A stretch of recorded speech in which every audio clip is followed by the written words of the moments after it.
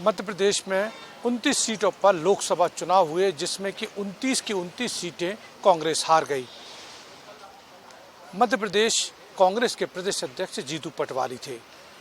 वो हम ये बताते हैं कि आखिर ये सीटें क्यों हारी है और क्या अब जीतू पटवारी का पत्ता कटने वाला है, क्या अब वो प्रदेश अध्यक्ष नहीं रहेंगे।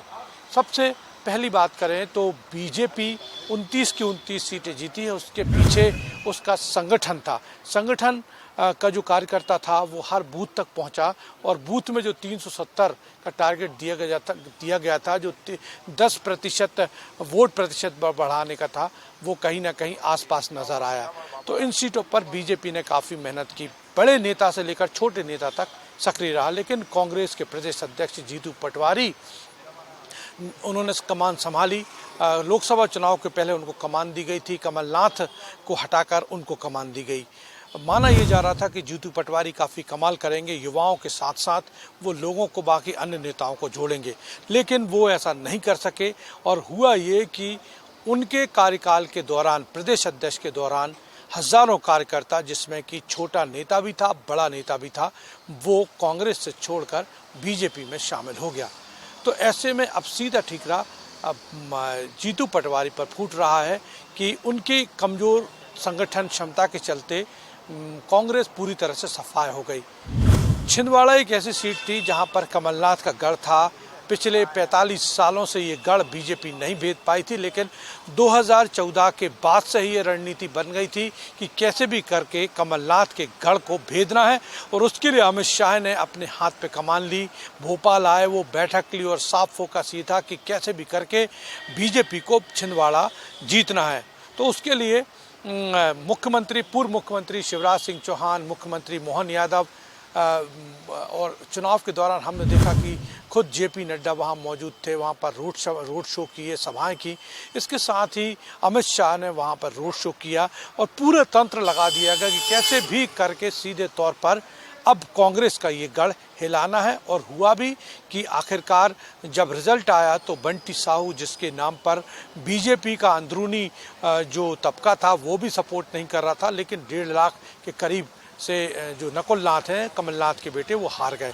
लेकिन यहाँ पर संगठन की मजबूती की बात करें तो जीतू पटवारी के खिलाफ माहौल बन रहा था और कार्यकर्ता भी कह रहे थे कि जीतू पटवारी का एरोगेंस जो था उसके चलते लोगों में नाराज़गी थी, कार्यकर्ताओं में नाराज़गी थी और वो समन्वय नहीं बिठा पाए, जिसके चलते कांग्रेस पूरी की पूरी 29 सीटें हार गई। अब चुनावों की बात करें तो जो 5 सीटों की कांग्रेस भी चर्चा कर रही थी, चाहे वो मुरैना हो, भिंड हो, सतना हो, ग्वालियर हो, छिंदवाड़ा हो, राजगढ़ हो, इन सीटों में जो कैंडिडेट था उसकी अपनी शक्ति थी। संगठन वहाँ पर मौजूद नहीं था। हमने खुद देखा था कि वहाँ पर कैंडिडेट नहीं था। एक कैंडिडेट तो था लेकिन संगठन के लोग नहीं थे, वो अकेला फाइट कर रहा था और उसकी खुद की यूएसपी थी, जिसके चलते उसने इतनी वोट हासिल की है।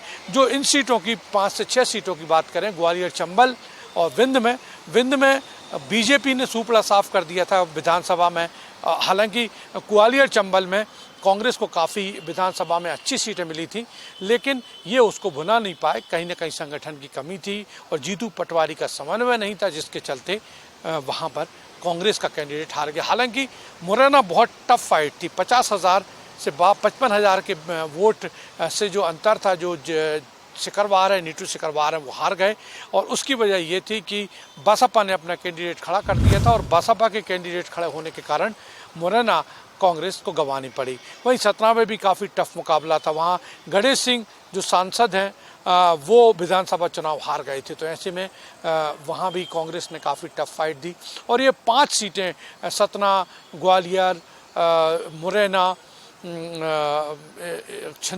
मुरैना और इसके अलावा बाकी जो सीट हैं ग्वालियर, चंबल की, ये वो सीटें थी जो कि 5 सीटें ऐसी हैं जो कि 50 से 80 हज़ार के वोटों के अंदर से कांग्रेस ने हारी। लोकसभा में ये काफ़ी इतना बड़ा फिगर नहीं होता। अगर कांग्रेस का संगठन मजबूत होता तो इनको यहाँ पर जीत मिल सकती थी। कैमरामैन विपिन के साथ सरस्वती चंद्र, MP फर्स्ट, भोपाल। इस तरह की और वीडियो देखने के लिए हमारे YouTube चैनल को सब्सक्राइब करें और बेल आइकन को दबाना ना भूलें। यदि आप हमारा वीडियो Facebook पर देख रहे हैं तो पेज को लाइक और फॉलो जरूर करें। हमारे अन्य सोशल मीडिया पेजेस से भी जुड़ें।